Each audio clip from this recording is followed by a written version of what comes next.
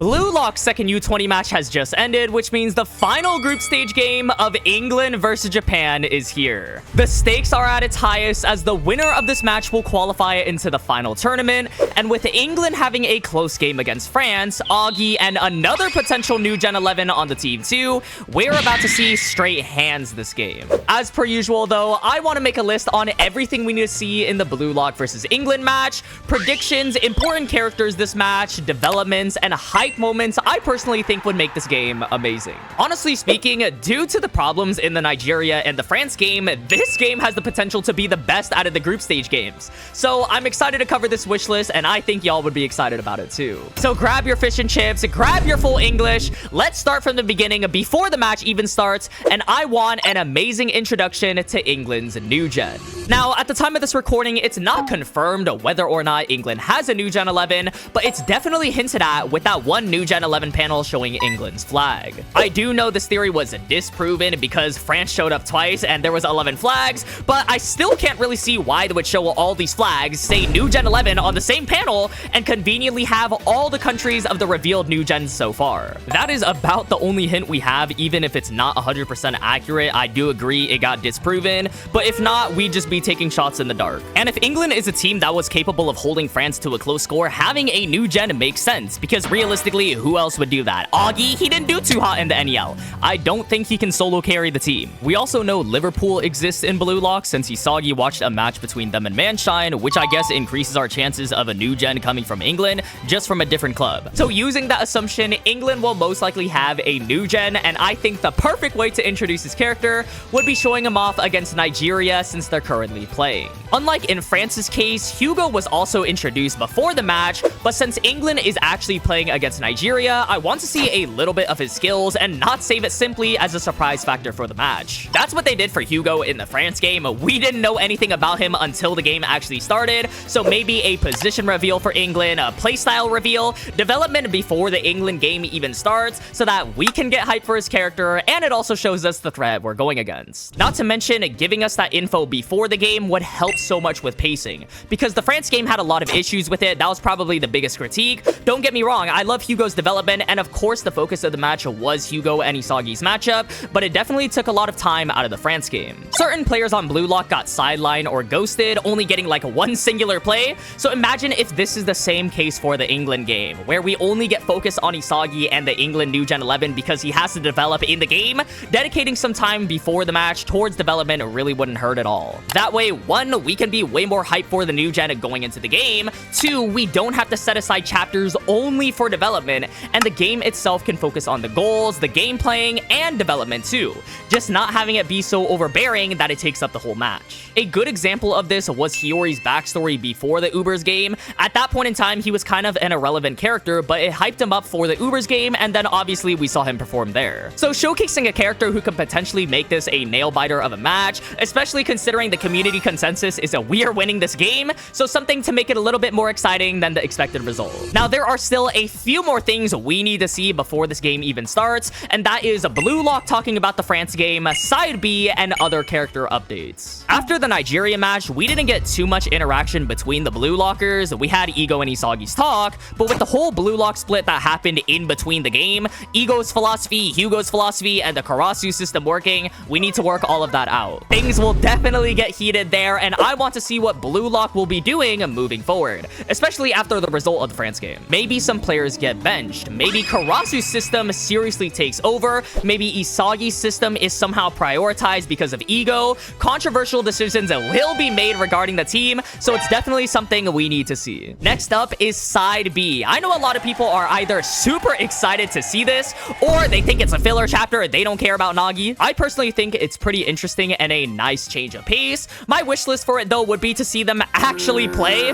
Like, hopefully the birdcage game wasn't off screen, or if it is, we see them play another game. The last time we saw Side B, we got a cliffhanger, and this would be a perfect opportunity to show us both Kira, Shindo Hanaru, other players like Nishioka, maybe even Shigeo Mizuki, especially because it's gonna be the last time we see Side B, because this is the last game before the knockouts. So it wouldn't make sense to not see what the other players are capable of, especially since one of them is joining. A lot of people are even theorizing that Nagi joins the England game mid-match. One of the most popular theories out there right now, but we'll save that for later when we we get into the match predictions. The last thing we need to see before the game is other player updates. This one's pretty obvious, so I'll keep it short, but we talked about England versus Nigeria already, and I think they should also show Germany, Spain, and Italy's game. When they showed the new gens last time, they erased Lorenzo from existence, so showing him just for a little bit of fan service and to remind us he isn't gone. As well as the Spain game, we only saw the score, so maybe showing Bunny score an actual goal, I imagine that would be very hype for people to see. And then of course showing off Kaiser and Germany. Now that we've gone over all the pre-game stuff, we can finally talk about the match predictions, starting off with my predictions on the England team. At this point, we know very little about England as a team besides Augie being there, and that doesn't even help much, but basing it off a score of a 2-1 to France, maybe the narrative is hinting at a defensive team for England. I get that Loki kind of teleported across the field, making them look like fodder, but they held them all the way to the end with a tie, and then last second Loki scored to win. So keeping them at a tie score all the way to the end is kind of a feat in of itself. It would be very cool to see a defensive team too. Both Nigeria and France were super offense based, so it would be something new to mix it up. Add the fact that this is the last game of the group stage, so a seesaw game where BLUELOCK is taking a bunch of shots, but they're getting blocked because of England's defense would make it even more exciting. It's been since Ubers with the last defensive team we saw, and that was a complete seesaw game with Barou and Isagi taking shots at one another. The only thing that kind of contradicts this is we saw some Munchen players like the goalie and I think some of the other Munchen players as defenders, and during the NEL they were trash. Contrary to that though, you can make the argument that the new Gen 11 is a defender because he had to carry the Munchen players on defense, and it makes sense with the score being so close. Lorenzo is the only defensive new gen as well, and we just got a new gen midfielder in Hiryo, so I doubt they're gonna give us a back-to-back new gens of the same position just for variety's sake. Some other context we have is England was known as a team for its prodigious speed and rushing abilities, and specifically brute force and physical capabilities. All of those descriptions fit a player like Augie who's from England, and we'll probably see that in the England new gen as a defender. Maybe someone on the muscular side, really switching up the designs, because so far everyone's been like lean, which kind of makes sense, it's football. But it's also been a while since we've seen someone with insane physicality. It also checks out with the signature players from England we've had so far in the manga. Chris Prince, literally known for his body, and Adam Blake, whose introduction was based on his physique. We talked a lot about England, but there is just as much to talk about when it comes to BLUELOCK. The starting 11, who are the potential players this game? Will Nagi return mid-match? Starting immediately with the starting 11, I'm not even gonna ask for much. I doubt it would happen again, but please do not run the same exact starting 11 as the France and Nigeria game. That's it. That's all I'm wishing for. I'll probably make my exact starting 11 formation in a different video because I have to explain all of that, but it would genuinely be so bad if we had the same starting 11 just because of how repetitive it would be. I do have some wishes for specific players though. If Chigiri does play, I don't want to see him on the right side like he's been for the past 2 games. He trained in the NEL on the left, and his 44 Panther Snipe is on the left side too. So why they haven't put him there yet is a mystery to me. Kunagami as well has been stuck on defender duty for the past 2 games he's played, and they said specifically for this game, he will be BLUELOCK's tank. So I'm hoping that means for the next one, he's able to play as a forward and really live up to that perfect striker he was once hyped up to be.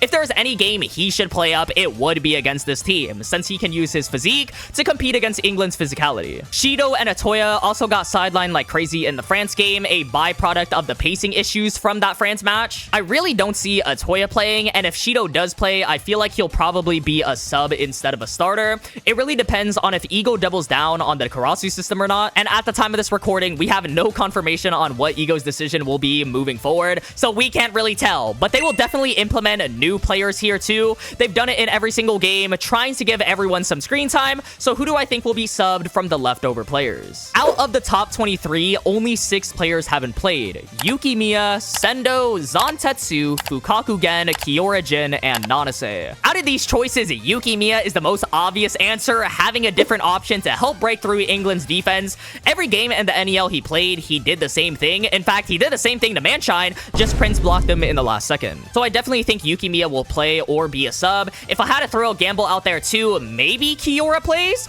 and that's because he's known as the borderliner who can decide fate Maybe, apparently, I don't really know. And with this match being a seesaw close game on the borderline, it would be fitting for him to appear here, I guess. The substitutions are probably the most confusing aspect of this game, so for sure, let me know who you think is going to play for this match, or even your starting 11s. Something I also feel like was neglected in the France game that I want to see in this England match is more 45-day trainings. We only saw this mostly for the Nigeria game, and in the France game, it was only Kunigami that got his training revealed. There was a lot of interesting 45-day trainings like Shido's or Atoya's, but none of them were revealed, so I hope they definitely return in the England game. Another thing on my wish list is face-off panels. I don't know if it's just me, but I definitely miss seeing these. We got a lot of them in the NEL with Ubers facing off against Bastard, PXG facing off against Bastard. We have yet to see that for the U20 World Cup though. Those are some of my favorite panels, and I feel like it's something so little, but we miss it when it's gone. It really hypes up the game. We saw a lot of it in like the second selection and the NEL, so I don't see why they shouldn't put it here too. And lastly, finally answering the question of should Nagi return in this game?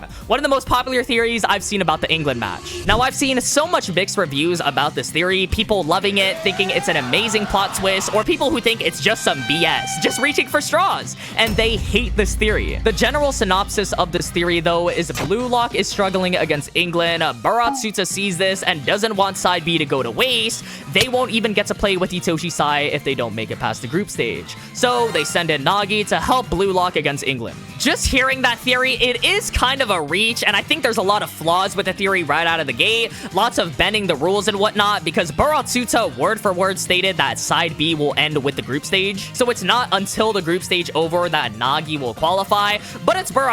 He always got some random twist up his sleeve, and just like the U20 match, he doesn't keep his word, and if he wants to prove side B was a success, Japan and BLUELOCK have to keep continuing on in the World Cup. Then he would do anything to win. So subbing in Nagi is the solution to that, and the evidence for this is in episode Nagi. We see Nagi literally running out to the pitch, sweating possibly right after side B, and he has the Japanese kit on. In my opinion and my take on it, I think the plot would be a lot more complicated if they brought back Nagi, which is both a good and bad thing depending on how you look at it. Let's say, for example, they bring him back this game and he saves BLUELOCK. They can go down a route of BLUELOCK needed to be bailed out by Nagi. Ego needs to acknowledge Nagi's strength, even though he previously said failed players cannot join. At the same time, though, it diminishes BLUELOCK as a team. They needed someone they kicked out to save them. I guess it sort of downscales the rest of the BLUELOCKers because they wouldn't have won the match without him. That's why I say it makes the plot almost scaling very complicated. Now, I think in terms of hype, a plot twist, something to make the end of the group stage memorable,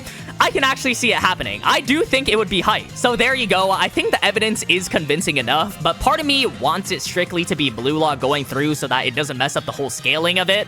Barou following through with his original plan. I mean, that's literally what the manga is telling us, but we'll just have to wait and see. All right, though, that's gonna wrap up everything we need to see in the BLUELOCK versus England match, from new characters, the England team itself, certain plots and developments. Leave your thoughts down below on what you wish to see in this match, anything that I missed, if you agree or disagree with certain theories or wishes I had. I'm super excited for the England game and to see what's to come. If you made it to the end, though, thank you so much for watching. As always, YouTube recommends this video just for you, so be sure to check that one out, and I'll see y'all in the next one.